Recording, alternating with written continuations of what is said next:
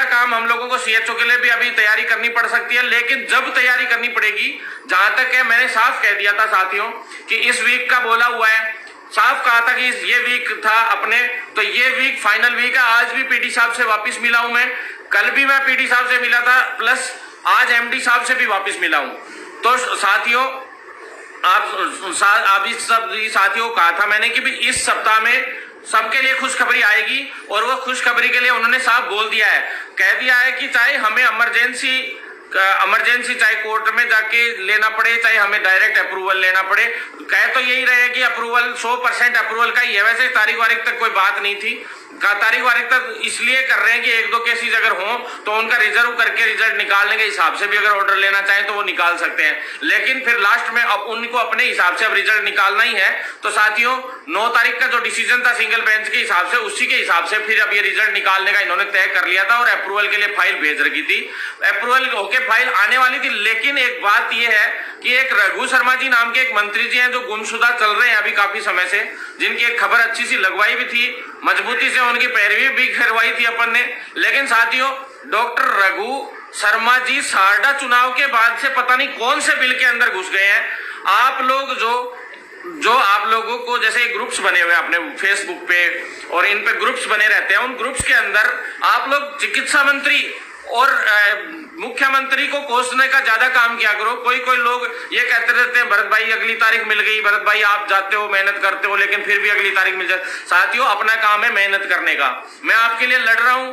मैं कि कोई आप लोगों से सैलरी नहीं लेता हूं ना कोई और बात है, लेकिन उसके बावजूद मैं आपको अपना भाई छोटा भाई मानता हूं। कुछ छोटे भाई पता नहीं उनके दिमाग में क्या मानसिकता कौन घुसेड़ देता है, क्या घुसेड़ देता है कि वो जबरदस्ती में फ्रस्ट्रेट होके मेरे को ही कहने लगता है भाई साहब ऐसे कैसे हो रहा है वैसे कैसे हो। तो साथियों देखो सबसे पहला काम मैंने साफ विभाग को कह दिया है कि हमारे कैसे भी करके इस सप्ताह के अंदर हमारा अगर रिजल्ट नहीं आता है तो जो सोमवार है आने वाला सोमवार मंगलवार इस पे तांडव मचेगा, चाहे कोई कोविड हो चाहे कुछ भी हो। हमने पूरी तैयारी कर रखी है साथियों, और अंदरूनी रूप से जो साथी हमारा साथ देना चाहिए अब आगे, जिसको लगता है कि भाई साहब का साथ देना चाहिए और वास्तव में कुछ होना चाहिए, तो साथियों मैं आप लोगों से कहना चाहता हूं कि सारी तैयारी अपन ने कर रखी है इंटरनली।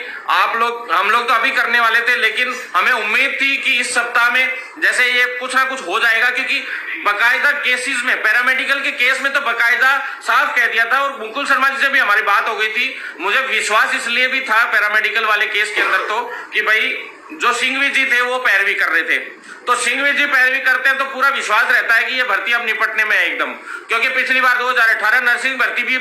मैं खुद सिंघवी जी को हम लोगों ने लगवाया, जबरदस्ती दबाव बना के चिकित्सा विभाग उस कालीचरण पे दबाव बना के, उस टाइम मंत्रियों पे दबाव बनवा के, इतना कुछ करने के बाद तो साथियों वो मुश्किल से सिंघवी जी ने करवा के सारे केस ऐसे उड़ा दिए थे। उसके बाद साथियों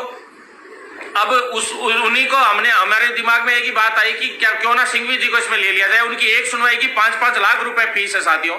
तो आप लोग 5-5 लाख रुपए फीस है इसलिए सरकार देना नहीं चाहती, तो सरकार पे दबाव बनाना पड़ता है उसके लिए कि कैसे भी करके इसको पूरा किया जाए। लेकिन साथियों जहां तक है विभाग पैरामेडिकल की भर्ती में तो गोलियां देने का काम कर रहा है, ये साफ दिख रही है, क्योंकि जिस तरह से ये चल रहा है काम या इतना लंबा खींचने की जरूरत ही नहीं थी। जब अपन लोगों ने दबाव बनाया एलटी की आधी लिस्ट निकाल दी गई, उस तरह से ये चाहे तो अब आरटीयू पे तो कोई ज्यादा केसेस का लफड़ा भी नहीं है, दूसरा ईसीजी पे तो कोई केसेस का लफड़ा नहीं है, तो ये दोनों भर्तियों की तो लिस्ट अब तक इनको डाल देनी चाहिए थी ना। तो साथियों ये अपन लोगों की कमजोरी है, ये अपन लोगों की कमजोरी है। अपन लोग तुम लोग जो पैरामेडिकल वाले हो एक दूसरे से ही राजनीतियों में उलझ के रह जाते हो, और तुम्हें जानबूझ के कोई एक आध आदमी मोटिवेट करता है, वो इसलिए मोटिवेट करते हैं उल्टे सीधे लोग कि ताकि वो इसलिए कि ये कैसे भी इन लोगों से उल्टा सीधा हो जाए कुछ, और फिर ये भर्ती का मामला यहीं रुक के रह जाए। क्योंकि सबको पता है कि अगर भरत बेनीवाल है तो ये भर्ती पूरी होगी, नहीं तो ये नहीं होगी किसी भी हाल में, ये रुकेगी ये भर्ती लास्ट में, क्योंकि निकलवा के लाने वाला भी मैं ही था। पिछली बार यही अप्रैल का टाइम था, मई का टाइम था, और उसके बाद लड़ झगड़ के निकलवा के लाया था और ये पूरी होने में आ गई। साथियों दूसरी बात मैं आपको बता दूं, सीएचओ की मुख्य रूप से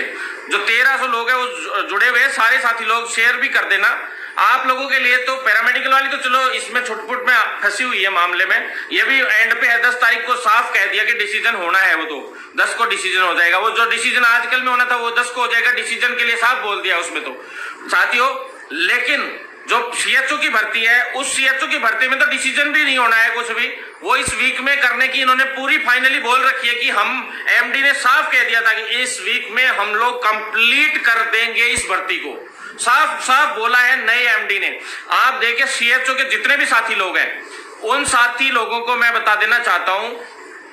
अब तक 6 महीने के अंदर अंदर कम्युनिटी हेल्थ ऑफिसर की भर्ती के दौरान जब शुरुआत करवाई थी अपन ने भर्ती की, 3 एसीएस बदल गए, 20 चरणों में भर्ती पूरी हुई है और शायद पैरामेडिकल वाली भर्ती में भी 18-19 चरण हो चुके हैं। मैंने जो चरण मेरी डायरियों में लिख रखे हैं मैं बताता हूं आज आपको। कई लोग कह देते हैं ना, जो अंगुली उठाने वाले लोग होते हैं, उनको आज मैं बताता हूं। चलो 20 चरण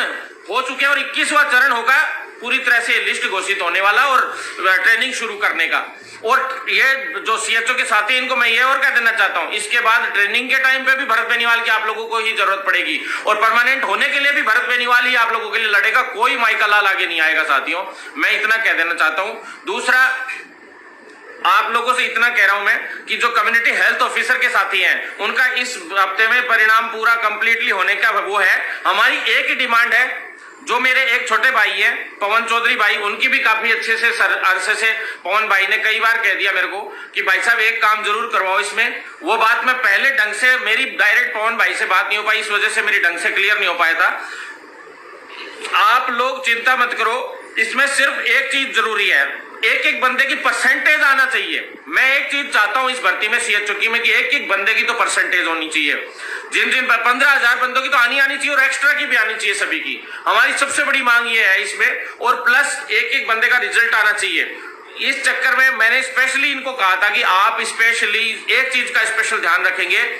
कि इसमें स्पेशली हर एक बंदे की परसेंटेज और कट ऑफ पूरी एक एक क्लियर कट तरीके से आएगी। ये अपनी मांग रही है शुरू से और अब भी यही मांग है और ये तुरंत इसी महीने में इसी सप्ताह में आनी चाहिए, क्योंकि अब और इंतजार नहीं होगा साथियों। हो तो लिया इंतजार इतने दिन से, विभाग हो चाहे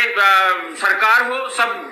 कोर्ट की वजह से अब इसको गोली भी नहीं कह सकते, कोर्टों में अटके हुए थे। लेकिन 9 तारीख के बाद अब काफी टाइम मिल गया, शायद वर्किंग डे, शायद 8-10 दिन वर्किंग डे नहीं रहा इस वजह से, प्लस ऊपर से कोविड का दबाव आ गया और सबसे बड़ी बात एमडी चेंज हो गया। नरेश ठकराल जी की जगह पे सुधीर कुमार शर्मा जी एमडी आ गए, क्योंकि किसी के लिए भी बोलना बहुत आसान होता है। आप लोग घर बैठ के एक दो जो है, जो छोटे भाई हैं, उन लोगों को, एक दो भाइयों को ये तो है नहीं, कोई मतलब तो है नहीं उनको, घर पे बैठे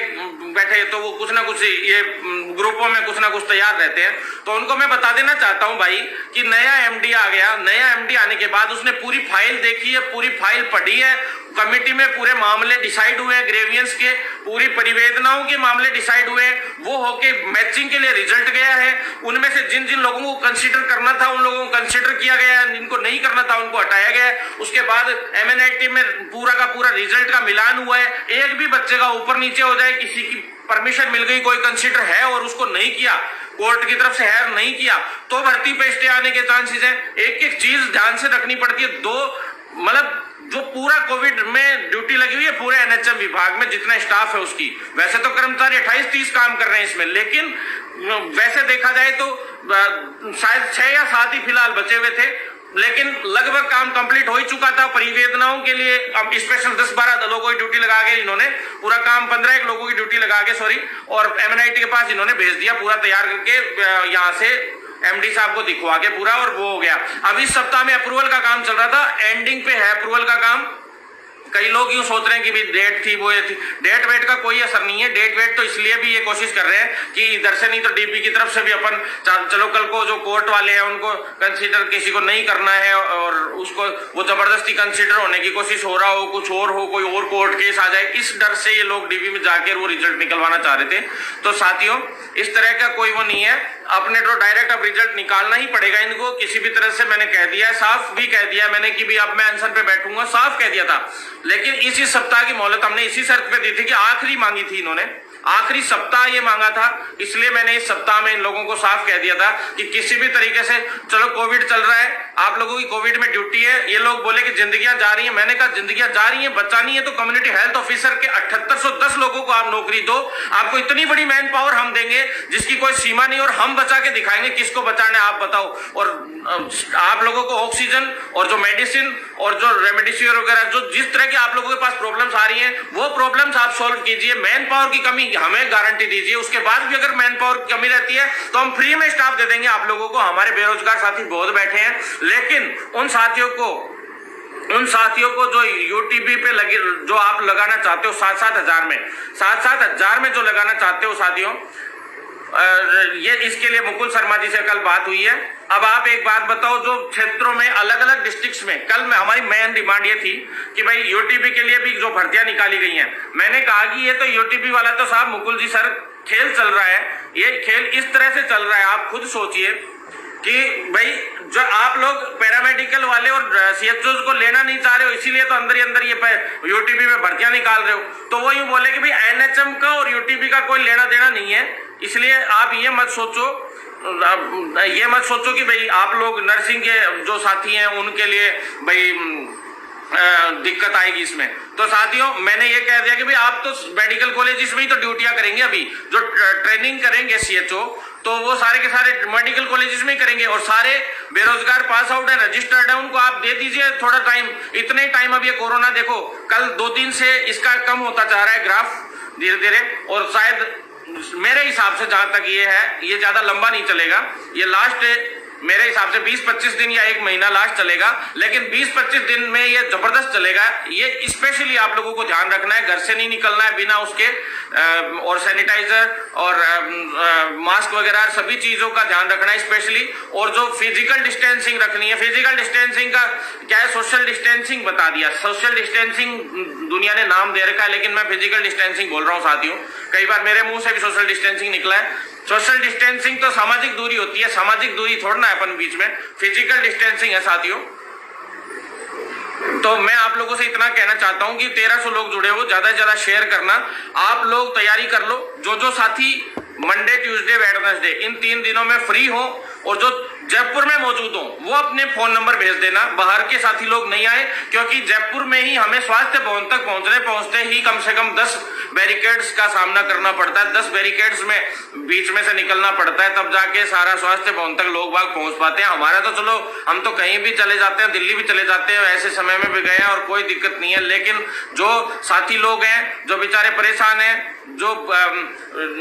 जो ज्यादातर चाहते हैं कि फ्रस्ट्रेट नहीं हो, मैंने साफ आज अधिकारियों को यही बोला है कि भाई जितने भी साथी हैं वो बहुत परेशान हैं। वो इसलिए परेशान है कि वो सीएचओ में लगे हुए हैं, और अब एम्स के अंदर या जो केंद्र के भर्तियां हैं उनमें प्लस प्राइवेट हॉस्पिटल्स में उनको 30-30 हजार, 25-25 हजार, 50-50, 40-40 हजार रुपए सैलरी में उन लोगों को नौकरियां मिल रही हैं। तो बेचारे वो भी ज्वाइन नहीं कर पा रहे हैं, प्लस वो इधर सीएचओ भी उनको ज्वाइनिंग नहीं मिल पा रही है। उनको तो आप लोगों ने हर तरीके से मार दिया एक तरीके से। ऐसे ही पैरामेडिकल वाले साथियों के लिए भर्तियां निकल रही है जगह जगह पे। आज वो ना तो दूसरी भर्ती ज्वाइन कर सकते, चारों तरफ से इनको अटका के छोड़ दिया। तो कम से कम आप लोग सारे साथी लोग ट्वीट तो किया करो, सारे साथी लोग की भी, इन लोगों को मैं तो समझा ही रहा हूं, आप लोग भी ट्वीट करो ज्यादा से ज्यादा। साथियों ये जो लोग हैं इनको सबक सिखाना पड़ेगा, ये मजाक नहीं है। ये चलो ये भर्ती तो निपट जाएगी, नई भर्ती भी सीएचओ की आ जाएगी, लेकिन अपन ने स्पेशली जो एक नई भर्ती पैरामेडिकल की, मैंने अगली भर्ती की भी डिमांड रख दी है। और जो साथी लोग कईयों ने मेरे को फोन किया, मेरे को दुख तो होता है कि भाई यूटीबी पे जो साथी लोग जॉब करना चाहते हैं, अलग अलग डिस्ट्रिक्ट्स में है, बाड़मेर में भर्ती निकली, उसके लिए फोन किया कि भाई साहब इसमें कुछ करवाओ, इसमें तो फर्जीवाड़ा हो रहा है, बैकडोर एंट्रियां करी जाती हैं। ये तो मैं कह रहा हूं कि भाई इनमें होती बैकडोर एंट्रीज हैं। इंटरव्यू बेस पे भर्ती में क्या होगा, वही एनसीटीएस वाली हालत कर दो जो पहले आरयूएचएस में करी थी, फिर एनसीटीएस वाली भर्तियों में अपन ने की थी कि भाई भर्तियां करवाने की कोशिश हुई थी और गमले वो फॉर्म फाड़ के 2 अधिकारी पिटे थे। उसमें ध्यान होगा आपको, हीराबाग में मेरे पे मुकदमा भी दर्ज हुआ था उसमें साथियों। फिर वो मुकदमा भी वापस लेना पड़ा क्योंकि आप जैसे भाइयों की साथ था मेरे साथ, और कभी सरकार कुछ नहीं कर पाई। और साथियों आप लोगों ने साथ बनाए रखा, तो इस भर्ती में भी अब ऐसा कुछ होगा। अगर ये सरकार, अगला वीक सरकार के लिए बहुत बड़ा खतरनाक वीक होने वाला है, और वो वीक में 12 मई को नर्सेज डे भी है, तो 12 मई को हम डॉक्टर हर्षवर्धन के खिलाफ भी एक ट्विटर अभियान चलाएंगे, और राजस्थान में भी सरकार के खिलाफ एक ट्विटर अभियान चलाएंगे। दोनों सरकारों के खिलाफ अपन जबरदस्त ट्विटर अभियान चलाएंगे। आप लोगों को स्पेशली ध्यान रखना है, आगे से कोई भी अभियान हो आप लोगों को सतर्क रहना है, क्योंकि हम लोग एक्टिव अगर सरकार को कर सकते हैं तो सोशल मीडिया के थ्रू तो कर ही कर सकते हैं, प्लस ऐसे भी करेंगे। अचानक से मैंने कहा था कि कुछ बड़ी खबर आएगी आप लोगों के पास और बड़ा आंदोलन का